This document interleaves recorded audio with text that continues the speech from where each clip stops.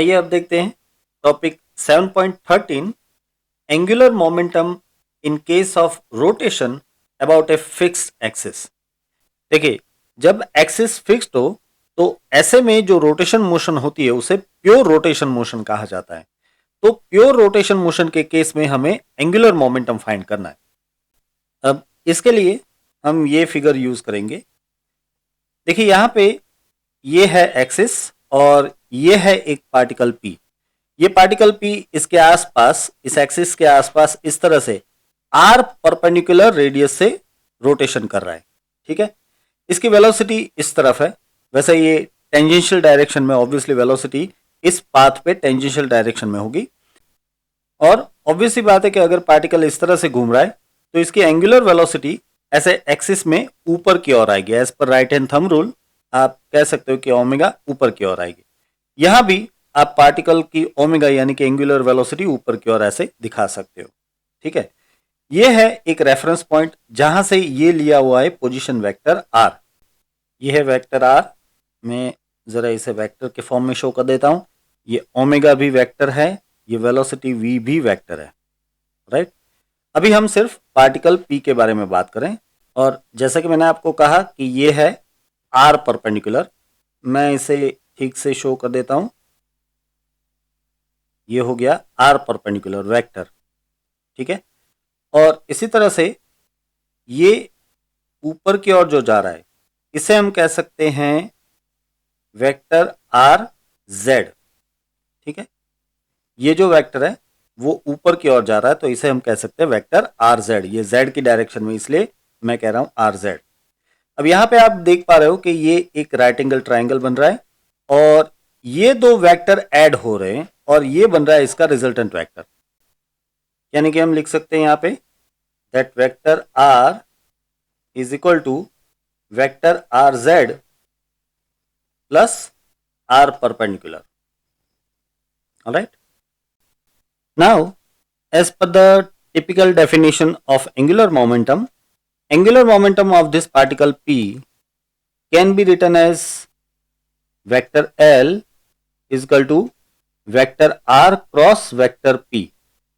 Alright, but as we have discussed, vector R itself is RZ vector plus R perpendicular vector and cross P. P can be written as mv. P is momentum, so it is mv. Further we can write vector rz cross mv plus vector r perpendicular cross mv. ठीक है, अब देखिए, दरअसल ये दोनों ही angular momentum है।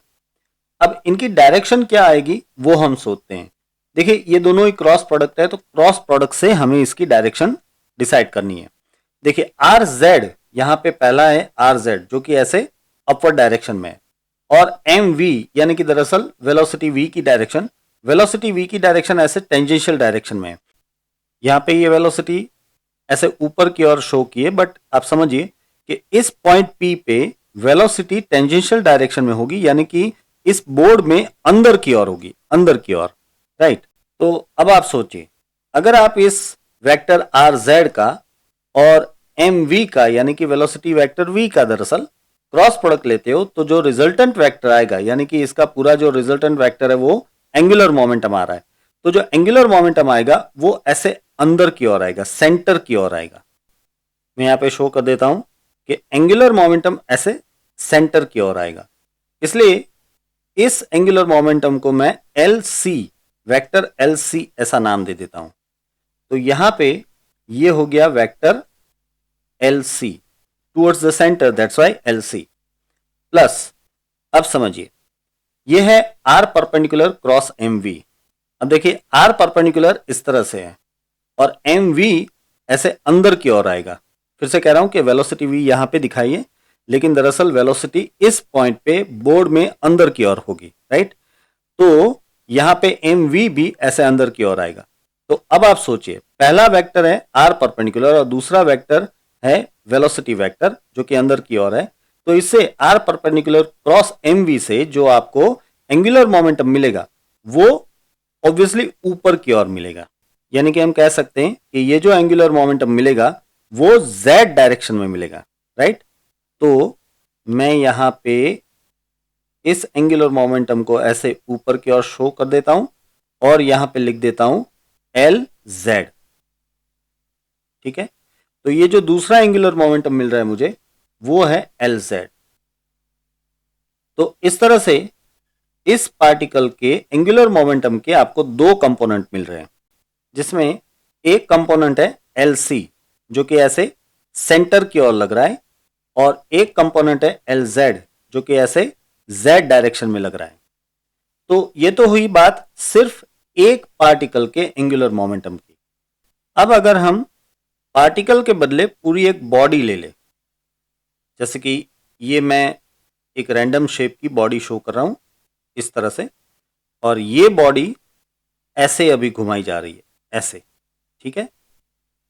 तो ऐसे में इसके हर एक पार्टिकल की जो एंगुलर मोमेंटम है उसका एडिशन करना पड़ेगा। तो अब हम लिख सकते हैं angular momentum of a rigid body about the z axis is, let us say, capital L, then capital L will be equal to sigma of I Li. That means we can also write that sigma of I Lic plus sigma of I Liz, ठीक है।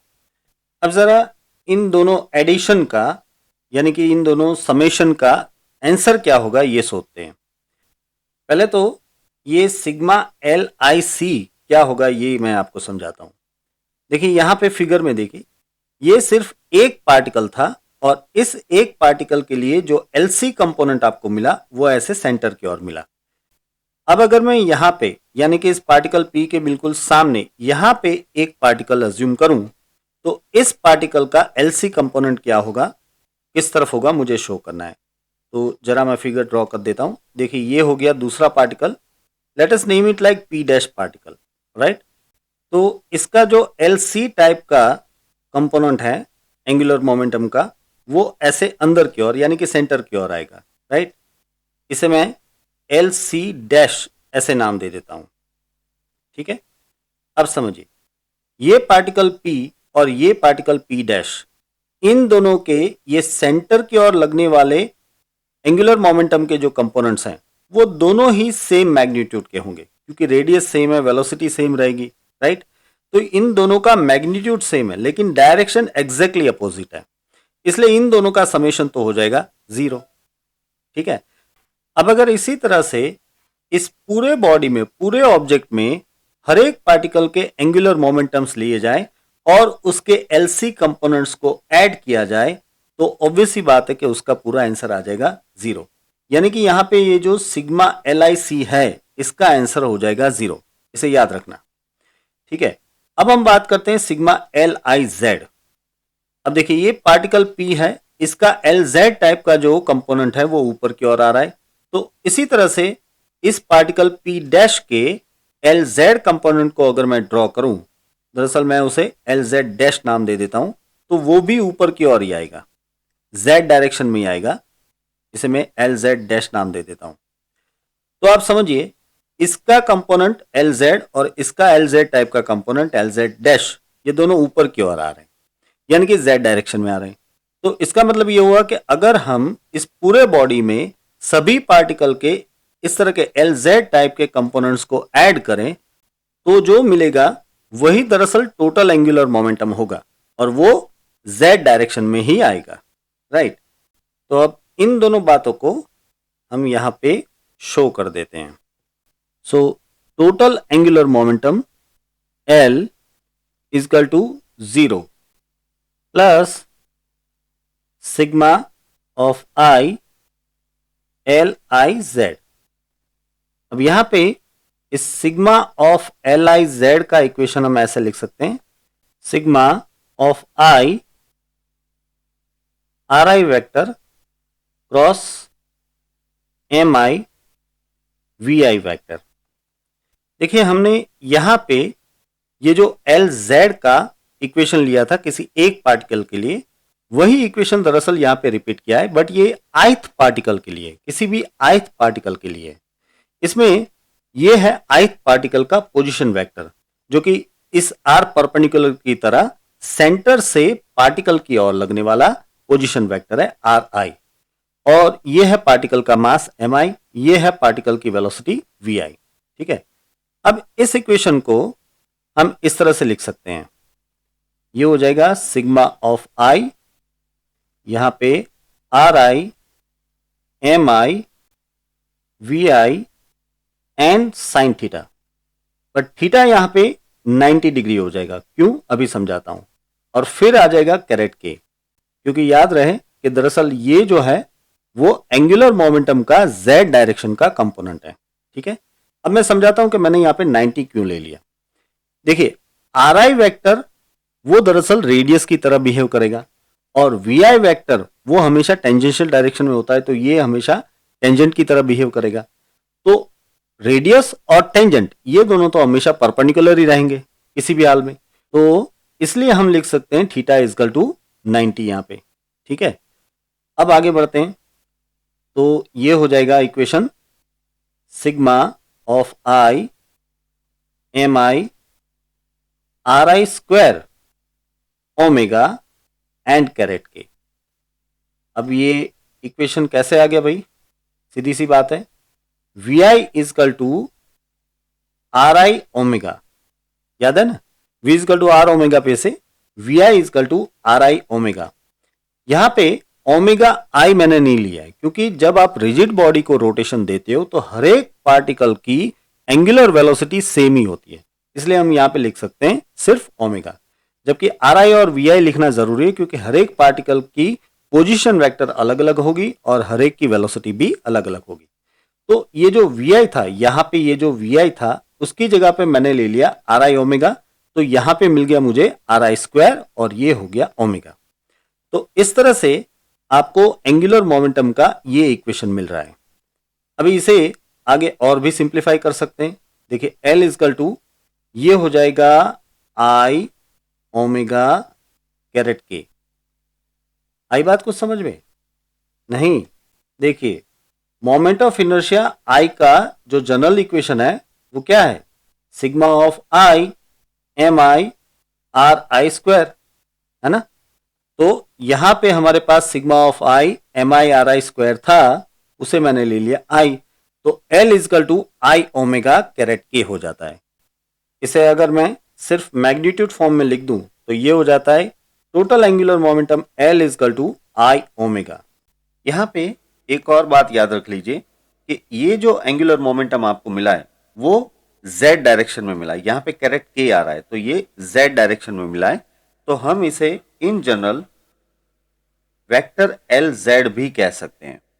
यहां पे magnitude form में भी मैं लिख देता हूं कि ये एल जेड है। देखिए इसका मतलब हमें एक और समझ में आता है कि जब हम फिक्स्ड एक्सिस के रिस्पेक्ट में रोटेशन करवाते हैं तब एंगुलर मोमेंटम जो है वो उस फिक्स्ड एक्सिस की डायरेक्शन में मिलता है। हमने यहाँ पे फिक्स्ड एक्सिस जेड डायरेक्शन में ली थी, तो एंगुलर मोमेंटम जो मिल रहा है आपको वो जेड डायरेक्शन में ही मिल रहा है, राइट। अब एक बात बताइए, ये L is equal to I omega आपको लीनियर मोशन में किस इक्वेशन जैसा लग रहा है, याद आ रहा है कुछ? This is similar to the equation P is equal to M V. देखिए P यानी कि लीनियर मोमेंटम, यहां पे एंगुलर मोमेंटम है, यहां पे है मास m, तो यहां पे मास m की जगह पे मोमेंट ऑफ इनर्शिया है। देखिए मास m दरअसल इनर्शिया की वैल्यू देता है ना, तो यहां पे मोमेंट ऑफ इनर्शिया मिल रहा है, और ये है लीनियर वेलोसिटी, तो यहां पे एंगुलर वेलोसिटी, राइट। तो ये L is equal to I omega, P is equal to M V जैसा ही इक्वेशन है। बच्चों ये दोनों ही इक्वेशन बहुत ही इंपॉर्टेंट है, वेक्टर फॉर्म में और मैग्नीट्यूड फॉर्म में। मैग्नीट्यूड फॉर्म वाला equation L is equal to I omega ये तो इंपॉर्टेंट है ही, इससे आप एंगुलर मोमेंटम फाइंड कर सकते हो, लेकिन वेक्टर फॉर्म वाला जो इक्वेशन है वो भी अपने आप में बहुत ही इंपॉर्टेंट है। ये आपको बता रहा है कि जो टोटल एंगुलर मोमेंटम है वो z डायरेक्शन में मिल रही है, यानी कि एक्सिस की डायरेक्शन में मिल रही है। इस वजह से ये वेक्टर फॉर्म वाला इक्वेशन भी अपने आप में बड़ा इंपॉर्टेंट है। ठीक है, चलिए अब आगे बढ़ते हैं और टॉर्क के बारे में बात करते हैं। टोटल टॉर्क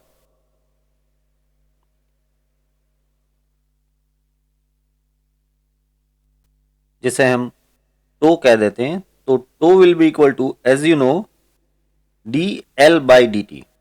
यहां पे एल यानी कि टोटल एंगुलर मोमेंटम या फिर कहें कि नेट एंगुलर मोमेंटम। इस नेट एंगुलर मोमेंटम के भी दो कंपोनेंट्स हैं। एक है एक्सिस की डायरेक्शन में उसका कंपोनेंट जिसे हम एल जेड कह रहे हैं, और एक है एक्सिस के परपेंडिकुलर डायरेक्शन में उसका कंपोनेंट जिसे हम एल परपेंडिकुलर कह रहे हैं।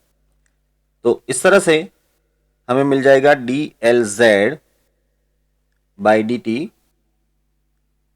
Plus D L perpendicular by D T. ठीक है, अब देखिए हमारे इस केस में यानी कि फिक्स्ड एक्सिस वाले केस में टॉर्क का एक्सिस की डायरेक्शन में जो कंपोनेंट है, ये दरअसल टॉर्क का कंपोनेंट है जो कि एक्सिस की डायरेक्शन में आएगा, वो तो प्रेजेंट है, लेकिन टॉर्क का एक्सिस के परपेंडिकुलर जो कंपोनेंट है वो जीरो हो जाएगा क्योंकि ये फिक्स्ड एक्सिस है। तो अगर आप फिक्स एक्सिस के परपेंडिकुलर डायरेक्शन में कुछ टॉर्क लगा रहे हो तो उससे कोई रोटेशन मोशन होने वाला नहीं है ना। तो ये जो कंपोनेंट है टॉर्क का वो जीरो हो जाएगा। तो अब हम लिख सकते हैं ये हो जाता है टो जेड, टॉर्क का एक्सिस की डायरेक्शन में कंपोनेंट टो जेड, प्लस ये हो जाता है जीरो। तो टॉर्क टो इजकल टू आपको टो जेड मिल रहा है, यानी कि जो टोटल टॉर्क है, नेट टॉर्क है, वो जेड डायरेक्शन में ही मिलेगा। इसे हम टो जेड कैरेट के ऐसे भी लिख सकते हैं। ठीक है, तो ये इक्वेशन हमें समझा रहा है कि यहां पे फिक्स्ड एक्सिस वाले रोटेशन के केस में जो भी टॉर्क होगा वो दरअसल एक्सिस की डायरेक्शन में होगा। ठीक है, इसे मैं ब्रैकेट कर लेता हूं। Alright, now we can write torque tau that is equal to tau z, and tau z is, as we know, dlz by dt. alright, अब यहां पे dlz यानी हो जाता है आई ओमेगा, है ना, आई ओमेगा। यहां पे देखिए ये l is equal to L Z is equal to I omega. तो अब आई ओमेगा का डिफरेंशिएशन लेंगे हम। इसमें ये जो आई है that is moment of inertia, वो तो कांस्टेंट रहेगी, तो हम लिख सकते हैं I and then D omega by D T. But D omega by D T क्या हो जाता है, ये हो जाता है अल्फा, यानी कि torque tau is equal to I alpha. ये एक और इंपॉर्टेंट इक्वेशन आपको मिल रहा है, torque tau is equal to I alpha. यहां पे ये इक्वेशन जो कि टॉर्क का है, torque tau is equal to I alpha, आप देख पा रहे हो कि लीनियर मोशन के F is equal to M A जैसा इक्वेशन है ना। ये लीनियर मोशन में F is equal to M A जैसा ही इक्वेशन है।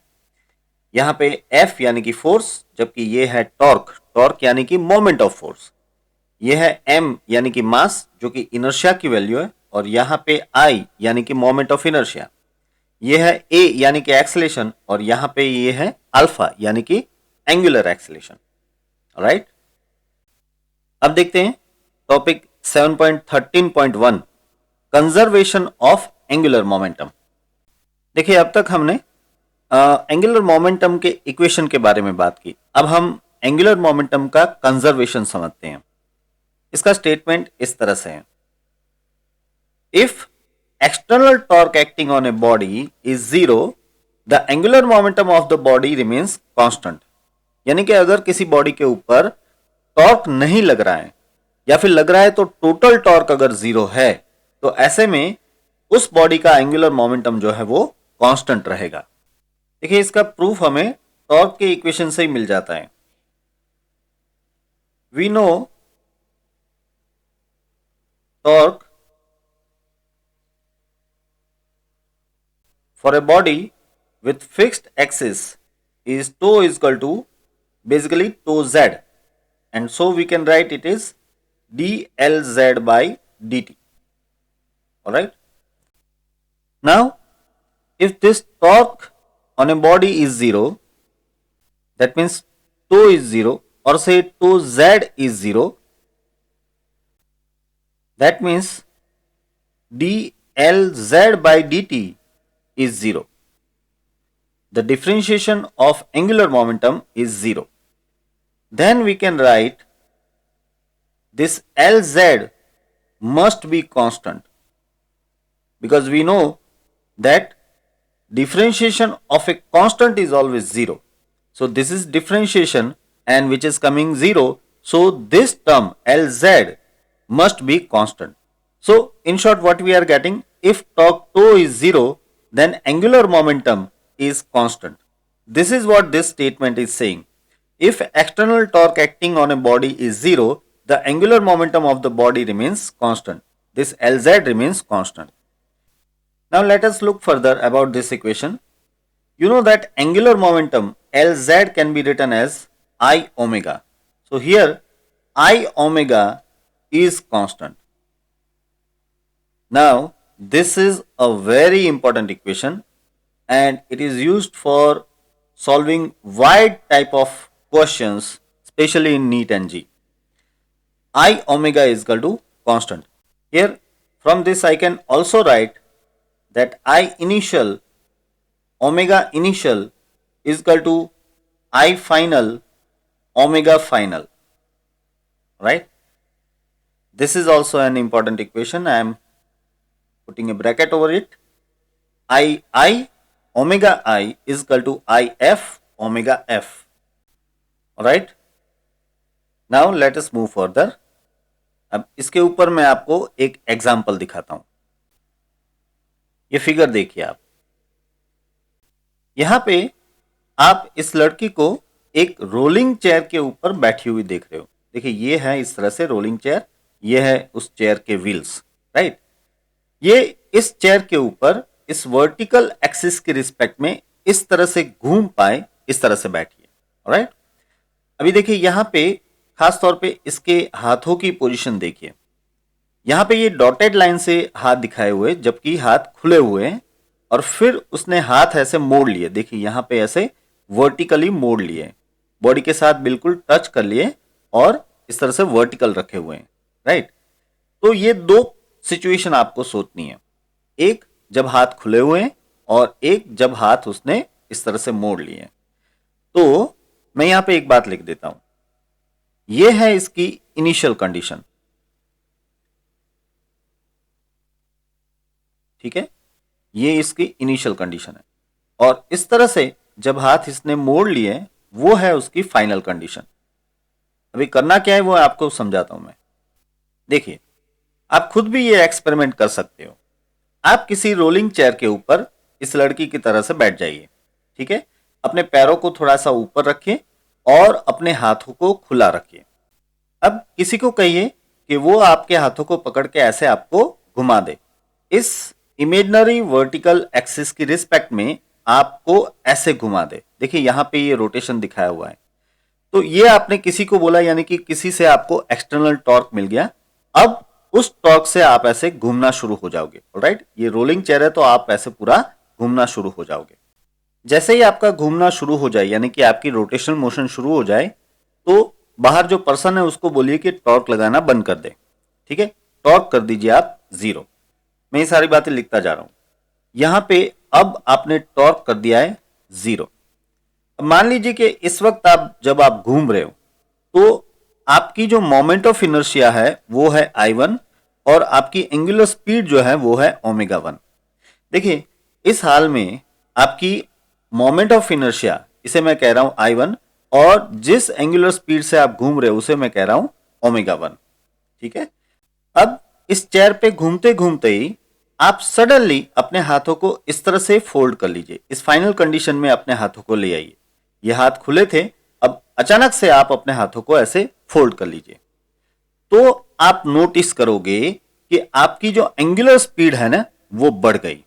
जी हां, मैं फिर से कह रहा हूं, आप नोटिस करोगे कि जैसे ही अपने हाथों को आपने फोल्ड किया तो आपकी जो एंगुलर स्पीड थी यानी कि घूमने की जो स्पीड थी वो बढ़ जाएगी। मान लीजिए कि इस फाइनल कंडीशन में आपकी जो मोमेंट ऑफ इनर्शिया है वो I2 है और एंगुलर स्पीड जो है वो है ओमेगा 2। देखिए यहां पे I यानी कि मोमेंट ऑफ इनर्शिया बदल जाएगी, क्योंकि जब आपके हाथ फैले हुए हैं तो आपके हाथों का जो मास डिस्ट्रीब्यूशन है वो एक्सिस से दूर है, ठीक है ना। अब जैसे ही आपने हाथों को फोल्ड कर लिया तो आपके हाथों का जो मास डिस्ट्रीब्यूशन है वो एक्सिस के बिल्कुल क्लोज आ गया, यानी कि I तो डेफिनेटली बदलेगा ही। बट जैसे ही I बदलता है तो आप देखोगे कि ओमेगा भी बदल जाएगा, यानी कि आपकी जो एंगुलर स्पीड है वो बढ़ जाएगी। अब ये क्यों हुआ? बहुत सिंपल सी बात, यहां पे टॉर्क आपने जीरो करवा दिया, ठीक है। जैसे आपका घूमना शुरू हो गया तो आपने टॉर्क करवा दिया जीरो, तो ऑब्वियस सी बात है कि ऐसे में आपका आई ओमेगा जो है वो हो जाएगा कांस्टेंट, एंगुलर मोमेंटम आपका कांस्टेंट हो जाएगा। इसका मतलब कि आप लिख सकते हो कि I1 omega 1 is equal to I2 omega 2, है ना। अब यहां पे समझिए, देखिए आपने जब हाथों को फोल्ड किया तो आपका I2 जो है वो कम आएगा, I1 से कम आएगा, क्योंकि जब आप हाथ फोल्ड कर लेते हो तो आपका मोमेंट ऑफ इनर्शिया कम हो जाता है, तो I2 डिक्रीज हो गया। तो ऑब्वियस सी बात है कि ओमेगा 2 को इंक्रीज होना ही पड़ेगा, है ना। ओमेगा 2 को इंक्रीज होना ही पड़ेगा, तभी तो जाके I1 omega 1 equal to I2 omega 2 होगा। मैं फिर से समझाता हूं आपको। देखिए जैसे ही आपने अपने हाथों को फोल्ड कर लिया तो क्या होगा कि सेंटर से जो मास का डिस्ट्रीब्यूशन है वो नजदीक आ गया, यानी कि आप जानते हो कि मोमेंट ऑफ इनर्शिया का जनरल इक्वेशन क्या है? जनरल इक्वेशन है I equal to sigma M I R I square. तो यहां पे इन हाथों का जो R है ना, R वो कम हो गया, इस वजह से I1 की कंपैरिजन में I2 डिक्रीज हो गया। तो ऑब्वियस सी बात है कि ओमेगा 1 की कंपैरिजन में ओमेगा 2 बढ़ जाना चाहिए, तभी जाके तो ये इक्वेशन दोनों साइड सेम होगा, है ना। इसलिए जैसे ही आप अपने हाथों को फोल्ड करते हो तो आपकी एंगुलर स्पीड जो है वो बढ़ जाती है। बच्चों ये एक्सपेरिमेंट आप खुद भी करके देख सकते हो, है ना। तो इससे आपको कंजर्वेशन ऑफ एंगुलर मोमेंटम क्या है वो समझ में आएगा, किस तरह से एंगुलर मोमेंटम आपका कंजर्व रहता है, ये बात आपको यहां पे समझ में आएगी। डे टू डे लाइफ में भी हम कंजर्वेशन ऑफ एंगुलर मोमेंटम का जाने अनजाने में यूज कर लेते हैं। ऐसा ही एक और एग्जांपल मैं आपको दिखाता हूं, आपने डेफिनेटली ये देखा होगा, आपने आइस पे स्केट डांसर्स को देखा होगा। देखिए ये पहले फिगर में ये स्केट डांसर ऐसे हाथों को खुले रखे हुए अपने इस पैर के ऊपर, अपने लेफ्ट लेग के ऊपर ऐसे रोटेशन कर रही है, राइट। इस वक्त इसकी मोमेंट ऑफ इनर्शिया आई जितनी है और इसकी एंगुलर स्पीड आपको यहां पे दिखा है ओमेगा जितना है। अब जब ये स्केट डांसर अपने हाथों को इस तरह से फोल्ड कर लेती है और अपने इस पैर को भी अंदर की ओर फोल्ड कर लेती है, तो ऐसे में मोमेंट ऑफ इनर्शिया इसका कम हो जाएगा। मानिए कि नया मोमेंट ऑफ इनर्शिया अब है आई डैश, राइट। अब यहां पे सीधी सी बात है कि I will be greater than I dash, means के सेकंड फिगर में जो मोमेंट ऑफ इनर्शिया है वो कम आएगा, क्योंकि इसने अपने हैंड्स को ऐसे फोल्ड कर लिया है और साथ ही लेग को भी ऐसे फोल्ड कर लिया है। तो ऐसे में हाथों का और इस लेग का जो मास डिस्ट्रीब्यूशन है वो एक्सिस के बिल्कुल क्लोज आ जाएगा, तो आर कम हो जाएगा।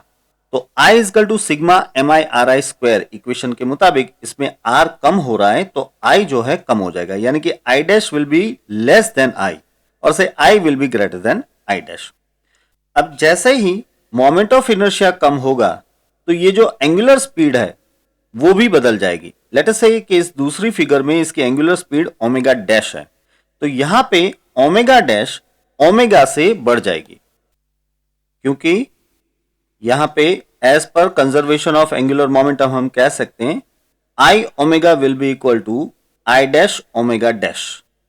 तो ऑब्वियसली बात है कि यहां पे omega will be now less than omega dash और से omega dash will be larger than omega.